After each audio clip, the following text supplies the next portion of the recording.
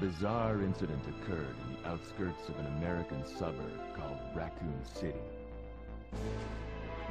It was later revealed that the terrible disaster had been caused by the T virus, a mutagenic toxin created by the international enterprise Umbrella Incorporated for use in bioweapon experiments. The Raccoon City Police Department's Special Stars Unit immediately began investigation in the affair. The case was apparently closed, thanks to the efforts of STARS members Chris Redfield and Jill Valentine. But the Umbrella Corporation's experiments were far from finished.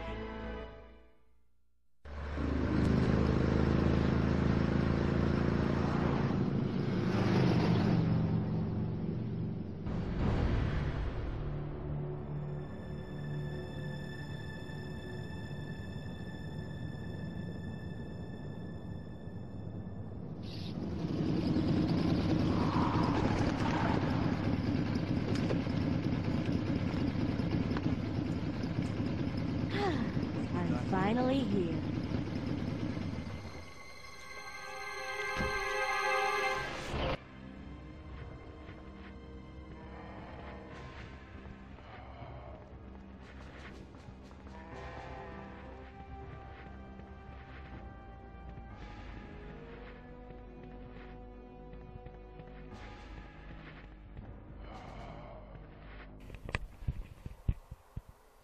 Resident 64.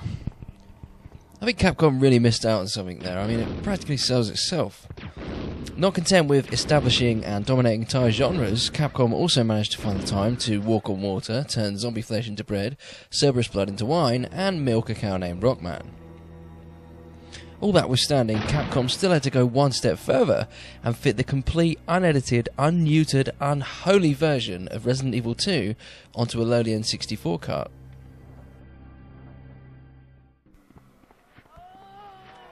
When Shinji Mikami and co. literally saved Capcom from the brink of extinction with Resident Evil, the stakes and expectations were outrageously high for the sequel. So much so that a nearly completed version of the game was canned at the last minute because it didn't meet the developer-publisher's lofty standards. It makes you wonder what happened to those ideals by the time Resident Evil 5 came out. It's believed they left round about the time when Mikami-san did. If Shigeru Miyamoto is God, then Shinji Mikami and Keiji Inafune are Jesus and Cyber Jesus respectively. Or would that be Mega Jesus?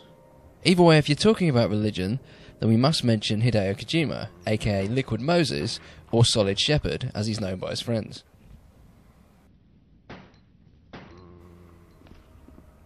Semantics aside, Resident Evil 2 took the bold move of featuring none of the original game's characters, instead opting for series newcomers Leon S. Kennedy and Claire Redfield. Apparently the S is for special. A move so ballsy that 11 members of the team were actually hospitalised with severe erectile dysfunctions. Internal tragedies aside, Resident Evil 2 managed to take the bigger, badder Hollywood blockbuster approach without sacrificing any of the subtleties that made the original such a hit. The story is greatly expanded with deeper branching paths depending on whether you play as Leon or Claire. The relationships are also far more fleshed out, and each character has their own motives and exposition.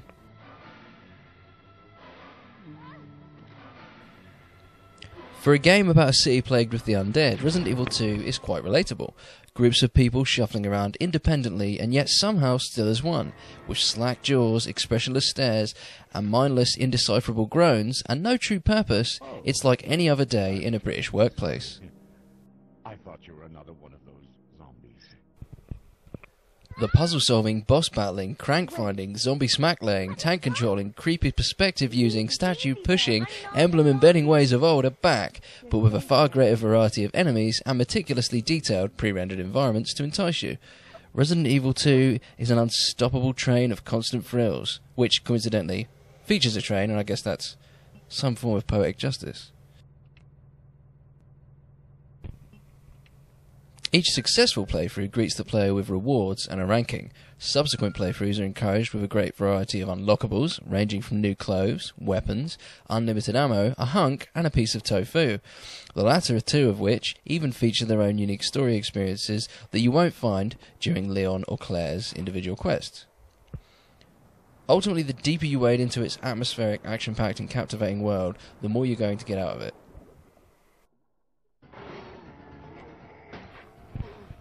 From a technical standpoint, this is one of the most solid versions of Resident Evil 2 that you'll find, second only to the Dreamcast version in terms of graphical fidelity, and boasting more content than any other console version.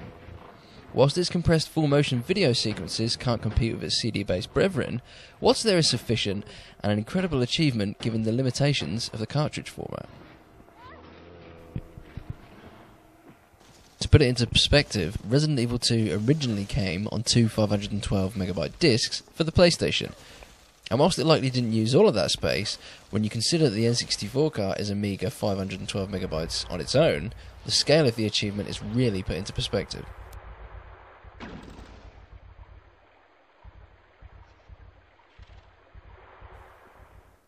The aiming system is greatly improved from the original game, as is the number of enemies that can be displayed on the screen at once.